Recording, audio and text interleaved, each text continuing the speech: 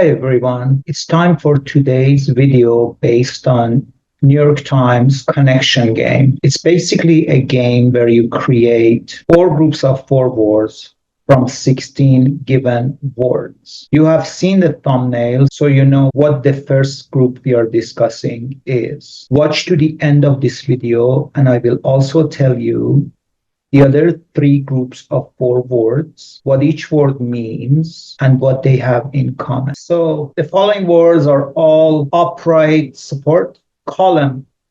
Now, column is, the simplest form is the thing in the building. You see a column, right? That's a column. Also, column is used in magazine. Oh, you have a column on sports. I see.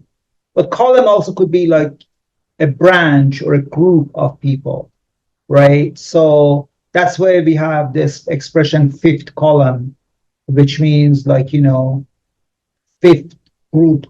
And that means that this is your fifth column. That means that you're a spy of another country, of another state. So that's column. The next one is pillar. Another upright support is pillar. And pillar is basically like a column. And, it's again the thing. But then pillar is used also as a sort of a sign or as a symbol of something.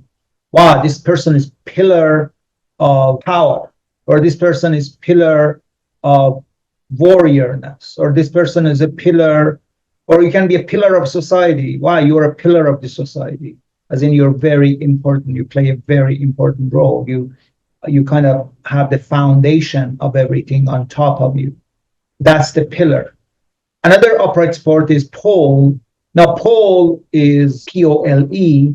Pole is an upright support. So you can have a pole, and a pole can be a pillar.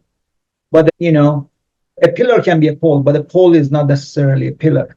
A pole is just a long rod. Basically, that's a pole. And so, of course, pole, P-O-L-E, also means North Pole, South Pole, right? The ends of something. That's a pole, North Pole, South Pole. And that's where we have polar bear, right? Or we have the mental disease bipolar. When somebody is happy or sad, that's bipolar. But then we have pole as in P-O-L-L, and that means to poll people, to ask their opinion, what they think of something, right? That's to poll them. And then the last one, upright support, is post. This is a post, like that's, post you see in a electrical wires are attached to posts, right? That's a post. But then post, you can make a Facebook post, or posting something, or you can post an ad. So to post means to make an announcement, to make to speak about something. And post also means to mail. In England, in America, they say to mail it, but in England is to post. And then post also means after. That's why post-mortem means after death, right? So, take this word post. How many meanings it? And I imagine it confuses you, and it worries you, and it frustrates you, and it makes you, English is so hard and confusing. And I feel you, I understand. And the more you progress in English, it doesn't get any easier. It becomes complex. Because to master English is very hard. I've been doing this for more than 40 years. So if you fall down, just pick yourself up, dust yourself off, and keep going. Pat yourself on the back, keep going. Know that your English is going to be better than the people who were born to it. Americans and the Brits that were born into it. Your English is going to be better at them. So just keep coming back, keep watching my videos, keep working on yourself, on your English. You'll get better. Okay. So post, as I said, post is an upright thing, like a electrical post. And then to post, means, post something on Facebook or on Twitter. And then post can also mean after. Hey there, friend. Nice to meet you. I am Hamid. Sorry for the interruption. If you are enjoying this video and are looking to take your English fluency and vocabulary to the next level, I've got something special for you. I offer personalized one-on-one coaching sessions tailored to your unique goals and interests. Whether you're focusing on grammar, vocabulary, pronunciation, or all around communication skills, I'm here to help you master English in a way that's fun and effective. Ready to elevate your English? Click on the link in the description below to book your session with me today. Let's embark on this journey to English mastery together. Don't forget to like, share, comment, and subscribe for more tips and tricks on mastering English. Thank you. Now let's go back to our video. So heed as rule. So follow is the first one. So as in follow the instructions, right? Follow me. So follow you when you lead somebody, they follow you. So that's the, and now on social media, you have follow. That means that you watch what somebody does. You don't make friends with them, you follow them. That means that it's one way. You are following them. They're not following you. They're not your friend. So follow, but also it could be follow the instructions, heed the rules, follow the guidelines. So follow means, there's lead and there's follow. Somebody's leading and you follow. But following means also, my stalker keeps following me. So walking behind somebody, that's follow. Heed as rules is also mind.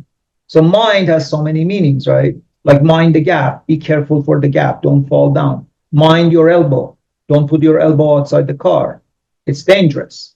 Mind your head, when you're walking, on a staircase and it's too short, too low, mind your head.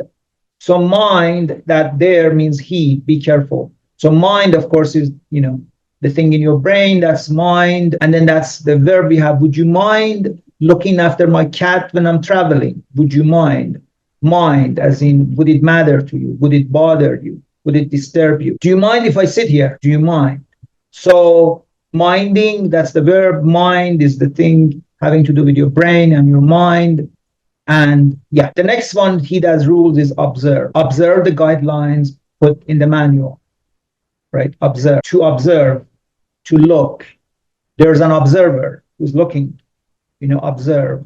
And then we have, with that verb or serve, we have observe, preserve, conserve, they're all different words that come from that. Observe, when you observe, you're watching, observer, okay? And then here, heed as rules, observe the regulations, as in pay attention, follow them. The last one, heed as rules, is regard. Regard the rules. This person is well regarded, as in this person is really highly, we are sought after, they are sought. And then we can have the expression regarding your letter, I can't come to the party tomorrow. Regarding, in regards with, regarding. In French is regarder, which means to look, but regard, highly regardable. And this is, this person is very well adjusted or something. Allotment, these are words that having to do with allotment. Interest, interest having to do with allotment and how much interest is my loan gonna have? Like 5%, 2% interest. The interest rate is getting higher because there's inflation. Interest, I'm also interested in you. He was watching the game with interest. I have lost my interest. No interest. Not interested. Interest, interesting, interested. May I interest you in our pork chops? Interesting. To interest somebody.